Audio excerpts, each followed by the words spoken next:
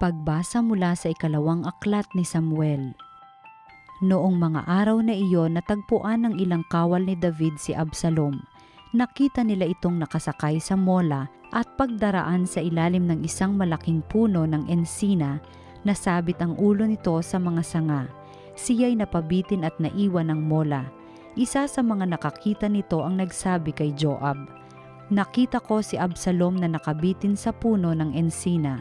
Pumili si Joab ng 3 sibat at isa-isang itinusok sa dibdib ni Absalom na nooy buhay pang nakabitin sa puno. Nakaupo noon si David sa pagitan ng pintuang panlabas at pintuang panloob ng lungsod. Umakyat naman sa bantayan ng muog ang isang taliba. Pagtanaw niya'y may nakita siyang isang lalaking tumatakbong palapit. Tinawag niya ang pansin ng hari tungkol sa kanyang nakita. Wika ng hari, "Kung nag-iisa, pihong may dalang mabuting balita." Sinabi sa kanya ng hari, "Diyan ka muna tumayo sa isang tabi." At gayon nga ang ginawa ni Ahimaaz. Dumating naman ang kusita at ganito ang sabi, "Mabuting balita, inyong kamahalan. Ngayong araw na ito'y iniligtas kayo ng Panginoon sa lahat ng naghimagsik laban sa inyo." "Kumusta si Absalom?" tanong ng hari. "Sana'y sapitin ng lahat ng kaaway ng hari at lahat ng naghahangad manakit sa inyo ang sinapit ni Absalom." Sa balitang ito'y naghinagpis ang hari. Umakyat siya sa isang silid sa itaas ng pintuan ng lungsod at nanangis ng gayon na lamang. Wika niya, "Absalom, Absalom, anak ko, bakit kaya hindi ako sa halip na ikaw ang namatay?" May nagbalita kay Joab na ang hari nananangis at nagluluksa sa pagkamatay ni Absalom, kaya't nauwi sa pagluluksa ang tagumpay ng hukbo. Nabalitaan ng mga tao na labis na dinamdam ng hari ang nangyari sa kanyang anak, kaya't lihim silang pumasok sa lungsod para silang mga kawal na nahihiyang pakita sa madla dahil sa pagkatalo sa labanan. Ang salita ng Diyos.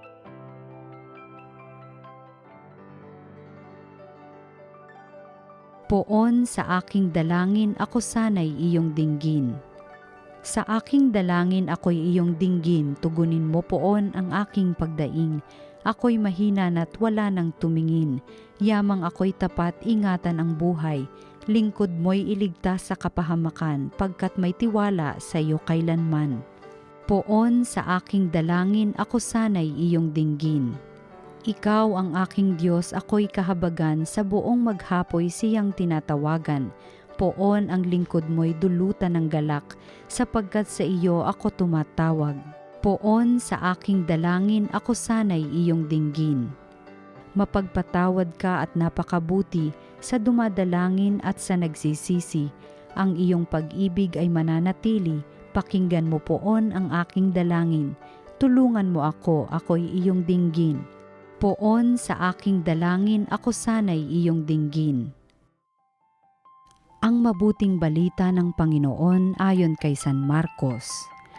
Noong panahong iyon, muling tumawid si Jesus sa ibayo ng lawa ng Galilea, nakasakay sa bangka. Nasa baybay pa siya ng lawa ay pinagkalipon-punan na siya ng maraming tao.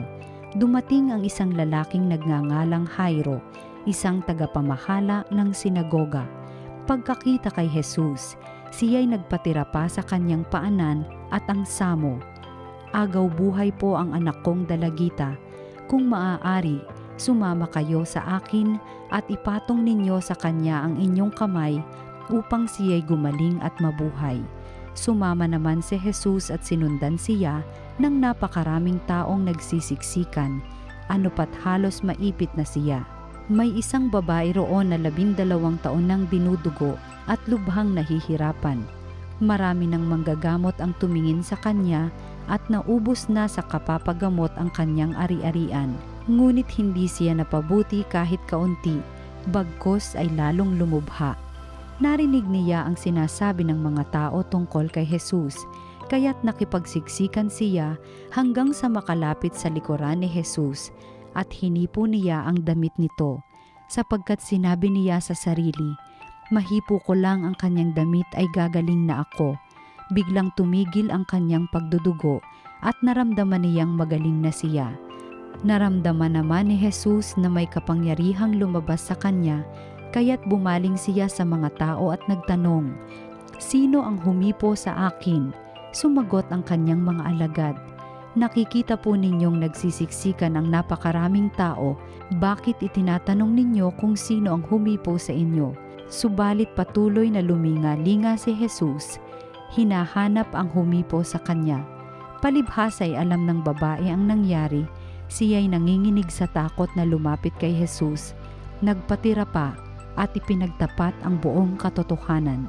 Sinabi sa kanya ni Jesus, "Anak, pinagaling ka ng iyong pananalig sa akin. Umuwi ka na't ipanatag mo ang iyong kalooban. Lubusan ka ng magaling sa iyong karamdaman." Samantalang nagsasalita pa si Jesus, may ilang dumating mula sa bahay ni Jairo. "Patay na po ang anak ninyo," sabi nila. "Bakit pa ninyo aabalahin ang guro?" Hindi pinansin ni Jesus ang kanilang sinabi. Sa halip ay sinabi sa tagapamahala, "Huwag kang mabagabag, manalig ka." At wala siyang isinama kundi si Pedro at ang magkapatid na Santiago at Juan. Nung dumating sila sa bahay ng tagapamahala, nakita ni Jesus na gulong-gulo ang mga tao. May mga nananangis pa at nananaghoy. Pagpasok niya ay kanyang sinabi, "Bakit kayo nagkakagulo at nananangis? Hindi patay ang bata, natutulog lamang." Ngunit pinagtawanan siya ng mga tao. Pinalabas niya ang lahat, maliban sa ama't ina ng bata at sa 3 alagad, at sila'y pumasok sa kinaroroonan ng bata.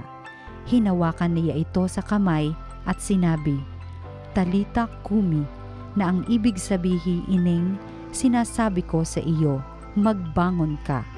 Pagdakay bumangon ang bata at lumakad. Siya'y 12 taon na at namangha ang lahat. Mahigpit na ipinagbili ni Jesus na huwag ipaalam ito kanino man, at iniutos niyang bigyan ng pagkain ang bata.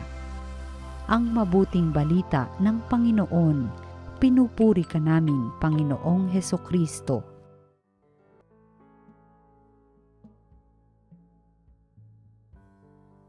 Magandang araw mga kapatid sa pananampalataya, at muli maraming salamat sa inyong patuloy na pagtangkilik sa salita ng Diyos, salita ng buhay.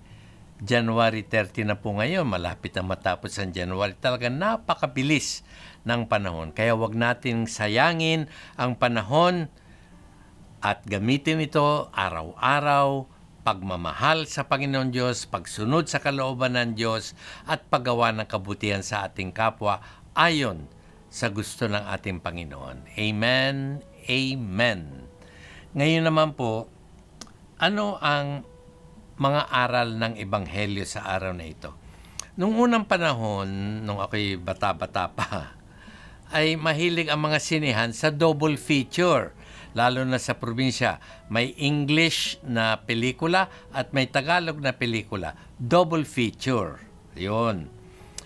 Bakit ko nabanggit ito? Ay sapagkat sa Ebanghelyo, double feature din, 2 milagro ang fini-feature ng Ebanghelyo. Simulan natin sa una. Ngayon, sa sinasabi dito, si Jesus ay sinusundan at laging kasama ng maraming mga tao. Ayan, sa salitang Ingles, a large crowd gathered around him. At dito nga lamang ay may aral na tayo. Araw-araw, pagising pa lang natin, siguraduhin nating tayo ay nasa piling ng Panginoon. Tayo ay kasama ng Panginoon the whole day. So let us always gather with the Lord. At kung makakasimba tayo, we can attend Holy Mass lalong maigi so that we can receive the Lord in Holy Communion. And siya ay nananatili sa atin buong maghapon at magdamag. Ngayon, habang siya ay nangangaral, may dumating namang opisyal ng sinagoga. Ang pangalan niya ay si Jairus. Ano ang kanyang ginawa? He came forward. So ito may lessons tayo sa bagay na ito. lagi tayong to come forward to the Lord. Lord, eto po ako. Sabi nga ni Samuel, "Speak, Lord, your servant is listening." Sabi ni Isaiah, "Here I am, send me." Lord, narito po ako, ang inyong abang lingkod. Pag-utusan po ninyo, Lord, I am here. So let us always come forward to the Lord. Huwag tayo magtatago sa Panginoon. Hindi naman ito hide and seek. So lagi tayong nasa harapan ng Panginoon para hindi tayo malimutan ng Panginoon. Di ba may kasabihan, out of sight, out of mind. Pag lagi tayo nakikita ng Panginoon, hindi niya tayo malilimutan. Yun, ika nga. Humanly speaking yan. Of course, God always sees us all the time. Pero humanly speaking, let us always come forward to the Lord. Mas madaling kausapin ng Panginoon kung tayo malapit na sa Kanya. At anong ginawa ng Jairus na ito? Nagpatira pa. Anong ibig sabihin nito? Mayroon siyang hihilingin sa Panginoon. At ang unang ginawa niya is to worship the Lord, to praise the Lord, to bless the Lord. Ipakita ang kanyang pagsamba sa Panginoon.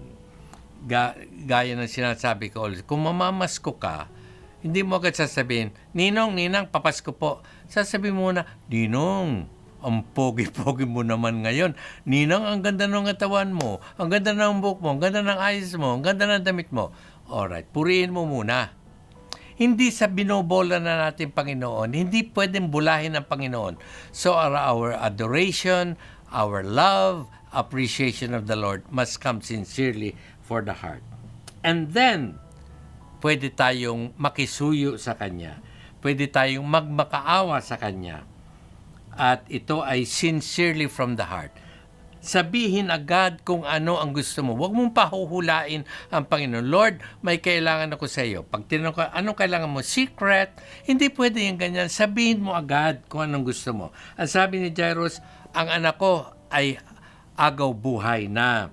Lord, sama ka. Ipatong mo yung kamay sa kanya at siya ay muling mabubuhay. Siya ay muling gagaling. At ang Panginoon, sabi sa Ebanghelyo, He went off with him. Agad-agad sumama. Hindi nagpapa-importante ang Panginoon. Handa siyang tumulong. Handa siyang magbigay ng anumang biyaya at grasya sapagkat hindi madamot ang Panginoon. Kaya pag inimbita mo ang Panginoon, Lord, come to my life, andyan siya. Lord, help me, andyan siya. Lord, enlighten me, andyan siya. So, huwag tayong mangiming manawagan sa Panginoon. Ito na yung ikalawang feature, di ba? Double picture, double showing. Ano yung ikalawa? Yung babae na ilang taon nang ine-hemorrhage, dinudugo. Ngayon, ay wala na siyang pera sa kababayad sa mga doktor, hindi siya gumagaling. Nung nakita niya si Jesus, inisip lang niya, kung hahawakan ko lamang ang laylayan ng damit ni Jesus, gagaling ako. Siguro ayaw niyang gambalain ng Panginoon and disturbin ng Panginoon, but matibay ang kanyang pananampalataya at pananalig sa biyaya ng Panginoon. At kaagad-agad, gumaling siya. At sinabi nga ng Panginoon, ay sino ba itong umawag sa akin? Ang sabi ng mga alagad, ang daming tao dyan, tapos tatanungin mo, sinong umawag sa iyo? Pero yung babae na mismo sabi, ako po yun, Lord. Ako po yun, Lord, sapagkat naramdaman ng Panginoon ang kapangyarihan ng pagpapagaling na lumabas sa kanya patungo sa babaeng ito. So, gumaling siya, nagpasalamat siya sa Panginoon at ang sabi nga ng Panginoon, ang pananampalataya mo ang siyang nagpagaling sa iyo. So, ang aral dito, huwag tayong matakot lumapit sa Panginoon. At kahit hawakan natin ang laylayan ng kanyang damit, sasabihin ng iba, kayo hawak na hawak sa mga santo, kayo hawak ng hawak sa ganito, hawak na hawak tayo sa mga imahe. Hindi naman yung imahe ang ating inahawakan, ika nga. Simbolo lamang yon. We are reaching out to the real Mama Mary, Saint Jude, Saint Joseph, o sino man, o Sacred Heart of Jesus, we are reaching out to the real Jesus. Ito ay simbolo lamang parang ma-focus natin ang ating isipan sa Panginoon. At nang dumating nga sila sa bahay ng synagogue official, Sabi ng iba, patay na yung bata, wag mo nang guluhin pa ang Panginoon, paktaylo na, ika nga. Pero, ang sabi ng Panginoon, huwag kang mawalan ng pananampalataya. Maganda nito. Do not lose faith. The child is not dead, but asleep. Ayan. So, ang sabi niya, ditong ating pananampalataya, huwag tayong mawawalan ng pananalig sa puong may kapal. And the Lord healed and raised the young girl from the dead and reunited the child with the parents. Kaya nga mga kapatid sa pananampalataya, ito ang aral ng Panginoon. Ano man ang hilingin natin sa Panginoon, dapat kasama ang matibay na pananampalataya, matibay na pananalig. Lord, I am healed in your name, Jesus. Lord, I am well by the power of your name. You are my divine physician. You are mine. You are my healing Eucharist, ika nga. Sa mga kapatid sa pananampalataya, kung ganyang katibay ang ating pananalig sa Panginoon Diyos, anuman nahingi natin sa Panginoon, ipagkakalob niya sa atin in the mighty and glorious name of Jesus Christ our Lord. Amen.